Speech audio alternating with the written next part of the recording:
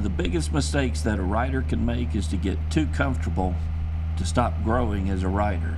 And we've all seen the word perishable on certain products in the grocery store. A perishable good is any food that quickly decays or goes bad if it's not eaten or refrigerated. Motorcycle skills are like the fruits and vegetables in the grocery store. They have a shelf life. No person in their right mind would make stew from vegetables that have been sitting on their kitchen counter exposed to the elements for the last 15 years. Yet we'll take one motorcycle safety course and never practice those skills that we learned in that course, and we'll ride for a lifetime. That is, until it's time to taste the stew that we made for ourselves. Now trust me, if you ride enough, at some point, life will throw you a curveball. You'll be forced to eat the stew that you prepared for yourself. If your skills are 15 years old, they'll long be past their expiration date and you'll likely crash. However, the choices that you make today may change that. There are no guarantees in life. No one can say that if you practice these skills or if you take this course, you'll never have a crash on a motorcycle. All I can honestly say is you can greatly improve your odds of staying upright. So that's why we hedge our bets on a motorcycle by riding with a good road strategy. And if road skills and road strategy are not enough, we protect ourselves further with riding gear. A helmet, jacket, gloves, and boots are your last line of defense if everything else goes wrong. But I don't know about you, I would rather trust that my helmet will protect my head than to test it by bouncing it along the pavement. So no amount of training, no amount of road strategy, no amount of protective gear will guarantee that you won't get hurt on a motorcycle. All we can really do is improve our odds. But I do believe that we can greatly improve our odds by following a few common sense practices. If you follow these simple steps, you are way better prepared than half of the other riders out on the road. Ride sober. Ride within your skill set and the conditions of the road. Ride with a good road strategy. Go to MCrider.com/road strategy for tips to develop your road strategy techniques.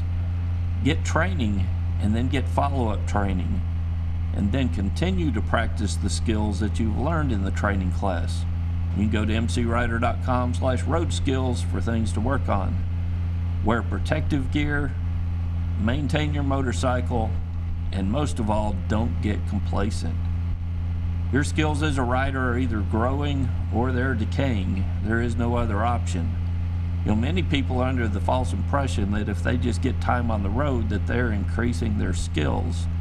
Well, that may be true if you're a beginning rider, but it's far from the truth if you've been riding for a while and have the basics of motorcycle control down. If all you ever do is ride in a straight line, go around broad corners, and start and stop your motorcycle, those are the only skills that you're ever developing, and those are not the scenarios where riders crash. Riders crash when they fail to negotiate a curve that's tighter than they thought, poor cornering skills. Riders crash when that car pulls out in front of them, poor emergency braking skills. Riders crash when they stare at an object on the side of the road and hit what they're trying to avoid, poor head and eye placement. Riders crash when they stop at the bar and have a few beers before the ride home, lack of common sense. So what will it be for you? Will you grow your skills and improve your odds, or will you let your skills erode and roll the dice? The choice is yours, but the decision affects far more people than just yourself. A lot of other people depend on the choices that you make as well. Your spouse or significant other, your kids, your family, your coworkers, and even other riders out on the road are all affected by the choices that you make on two wheels. I think the biggest hindrance to our growth on a motorcycle is fear. Growth or getting better at anything requires some discomfort. It requires that we get out of our comfort zone and we change something.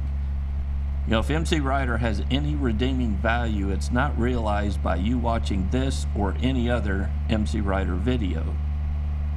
MCrider's redeeming value is realized when you practice with the field guide. It's realized when you take a training class. It's realized when you make a decision to wear a helmet every time you ride. It's realized when you take the knowledge found in the videos and found on the forums and apply it to how you ride a motorcycle and how you approach motorcycling in a broader sense. Never before has good motorcycle advice been so easily accessible, and I would have loved to have had a resource like MCrider when I started out riding, but a resource is only potential until it's realized. Now it's up to you. Will you take the knowledge offered and apply it to your skills as a rider? Head over to mcrider.com/watch, and I have hundreds of hours of videos that can help you improve your skills on a motorcycle. But remember, the value is only realized when you decide to apply it to your riding. Till next week, guys, it's Kevin with MCrider, and I'll see you on the